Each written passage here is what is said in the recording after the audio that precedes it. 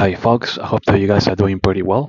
So today is Friday, the 18th of April 2025, and in today's video I'm going to be talking about a little bit about the Elam Bible prophecy, which is found in Jeremiah chapter 49, verses 34 to 39. Now, most Bible scholars who specialize in eschatology already know about this prophecy, and in fact, this prophecy is being talked about quite a lot amongst Christians, especially in Christian channels. Okay, so basically, the prophecy reads, "The word of the Lord that came to Jeremiah the prophet against Elam." Elam, of course, is located in modern day Iran, okay, in the southwest.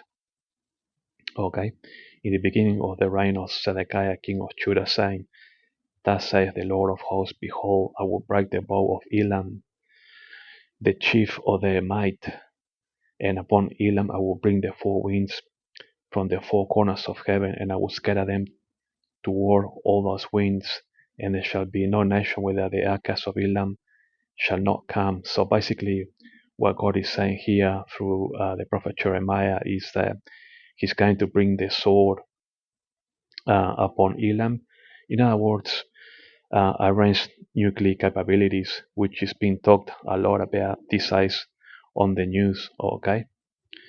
And then it reads on verse 37, "For I will cause Elam to be dismayed before the enemies, and before them that seek their life, and I will bring evil upon them, even my fierce anger, said the Lord, and I will send the sword after them till I have consumed them." Okay, so basically what God is saying here is that God is actually going to consume, uh, all these nuclear sites, basically the whole range of the nuclear capability that Iran has, and that is actually threatening Israel and the West. Okay, that's what we hear a lot in the news, that America, together with Israel, very soon they're gonna take out the nuclear capabilities. Okay, and then it reads on verse 38, "And I will set my throne in Elam, and I will destroy from thence the king and the princess, said the Lord." Okay. So basically, that's saying goodbye to the Ayatollahs, okay, and all his cronies, if you like, okay. "But it shall come to pass in the latter days that I will bring again the captivity of Elam, said the Lord." So after it's all over, once the current Iranian regime is done and dusted, I presume this is going to happen at the end of the Ezekiel War. Then in the latter days, God is going to restore Iran, if you like, because it's going to be setting his throne there. Okay. So now in my program here, I just wanted to mention something about this Elam Baba prophecy.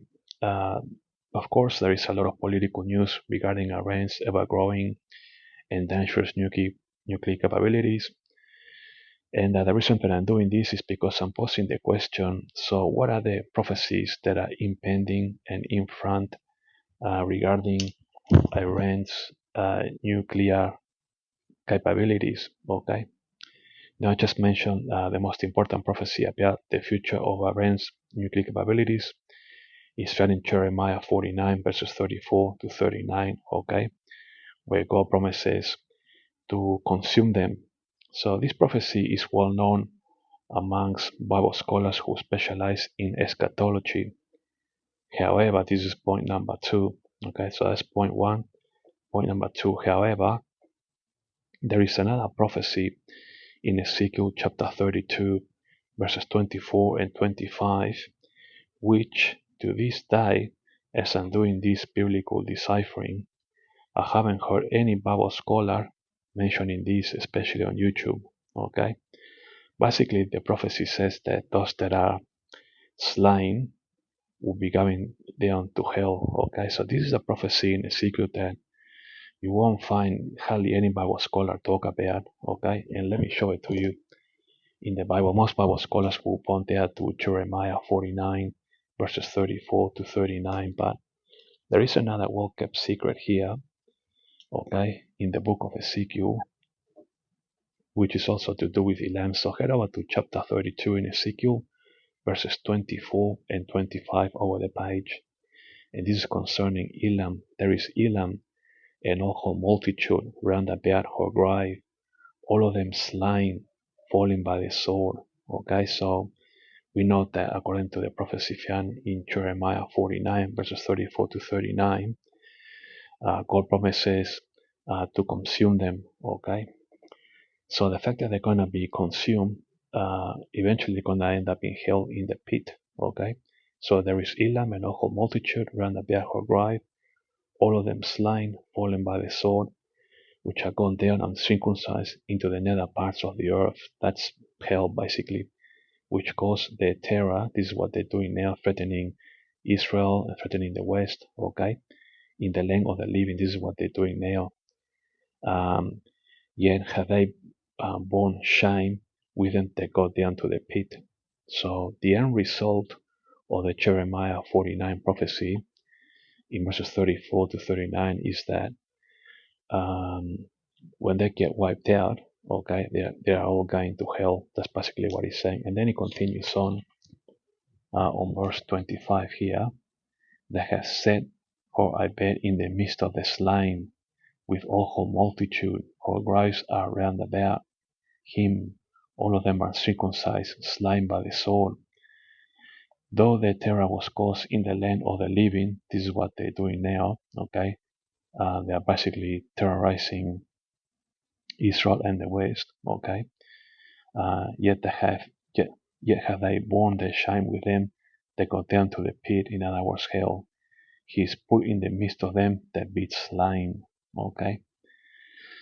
So yeah, let's not forget this one too, folks. I